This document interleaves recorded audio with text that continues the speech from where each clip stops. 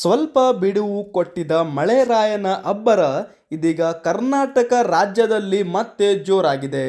ರಾಜ್ಯದ ರಾಜಧಾನಿ ಬೆಂಗಳೂರು ಸೇರಿ ರಾಜ್ಯದ ಹಲವು ಜಿಲ್ಲೆಗಳಲ್ಲಿ ಮುಂದಿನ ಕೆಲ ದಿನಗಳ ಕಾಲ ಭಾರೀ ಮಳೆ ಆಗಲಿದೆ ಎಂದು ಹವಾಮಾನ ಇಲಾಖೆಯು ಈಗಾಗಲೇ ಮುನ್ಸೂಚನೆಯನ್ನ ನೀಡಿದೆ.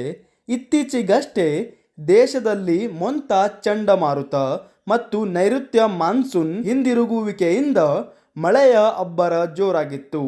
ಅದರಲ್ಲೂ ಮೊಂತಾ ಚಂಡಮಾರುತದ ಅಬ್ಬರಕ್ಕೆ ಕೆಲ ರಾಜ್ಯಗಳು ತತ್ತರಿಸಿ ಹೋಗಿದವು.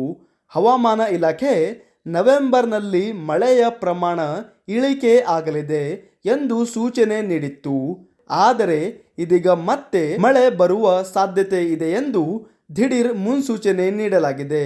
ಒಂದು ವಾರ ಬಿಡುವು ಕೊಟ್ಟಿದ್ದ ಮಳೆ ಇದೀಗ ಮತ್ತೆ ಬರುವ ಮುನ್ಸೂಚನೆ ನೀಡಿದೆ. ಆದ್ದರಿಂದ ಈ ವಾರಾಂತ್ಯದಲ್ಲಿ ಬೆಂಗಳೂರು ಸೇರಿ ರಾಜ್ಯದ ಹಲವೆಡೆ ಮಧ್ಯಮದಿಂದ ಸಾಧಾರಣ ಮಳೆ ಆಗುವ ನಿರೀಕ್ಷೆ ಇದೆ. ಹಾಗಾದರೆ ಮುಂದಿನ 4ರಿಂದ 5 ದಿನಗಳಲ್ಲಿ ಯಾವೆಲ್ಲ ಜಿಲ್ಲೆಗಳಲ್ಲಿ ಮಳೆ ಆಗಲಿದೆ, ಯಾವೆಲ್ಲ ಜಿಲ್ಲೆಗೆ ರೆಡ್ ಅಲರ್ಟ್, ಯೆಲ್ಲೋ ಅಲರ್ಟ್ ಅನ್ನು ಘೋಷಣೆ ಮಾಡಲಾಗಿದೆ ಎಂಬುದರ ಕುರಿತು ಸಂಪೂರ್ಣ ಮಾಹಿತಿಯನ್ನು ವಿಡಿಯೋದಲ್ಲಿ ತಿಳಿಸಿಕೊಡುತ್ತೇವೆ. ವಿಡಿಯೋ ಕೊನೆವರೆಗೂ ನೋಡಿ. ನಿಮ್ಮ ಜಿಲ್ಲೆ ಯಾವುದು ಅಂತ ಕಾಮೆಂಟ್ ಬಾಕ್ಸ್ನಲ್ಲಿ ಕಾಮೆಂಟ್ ಮಾಡುವ ಮೂಲಕ ತಿಳಿಸಿ. ವೀಕ್ಷಕರೇ, ಈ ಮಳೆ ನವೆಂಬರ್ 4ರಿಂದಲೇ ಸ್ಟಾರ್ಟ್ ಆಗಿದೆ. ನವೆಂಬರ್ನ 5ನೇ ದಿನವೂ ಕರಾವಳಿ ಜಿಲ್ಲೆಗಳಾದ ದಕ್ಷಿಣ ಕನ್ನಡ, ಉಡುಪಿ, ಉತ್ತರ ಕನ್ನಡ ಜಿಲ್ಲೆಗಳಲ್ಲಿ ವ್ಯಾಪಕ ಮಳೆ ಆಗುವ ನಿರೀಕ್ಷೆ ಇತ್ತು.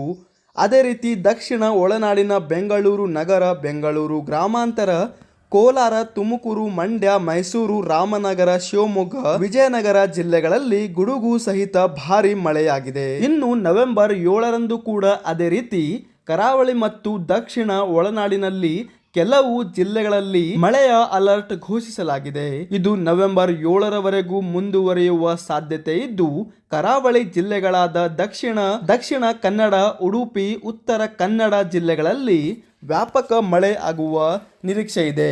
ಅದೇ ರೀತಿ ದಕ್ಷಿಣ ಒಳನಾಡಿನ ಬೆಂಗಳೂರು ನಗರ, ಬೆಂಗಳೂರು ಗ್ರಾಮಾಂತರ, ಕೋಲಾರ, ತುಮಕೂರು, ಮಂಡ್ಯ, ಮೈಸೂರು, ರಾಮನಗರ, ಶಿವಮೊಗ್ಗ, ವಿಜಯನಗರ ಜಿಲ್ಲೆಗಳಲ್ಲಿ ಗುಡುಗು ಸಹಿತ ಭಾರೀ ಮಳೆ ಆಗಲಿದೆ ಎಂದು ಈಗಾಗಲೇ ಎಚ್ಚರಿಕೆ ನೀಡಲಾಗಿದೆ.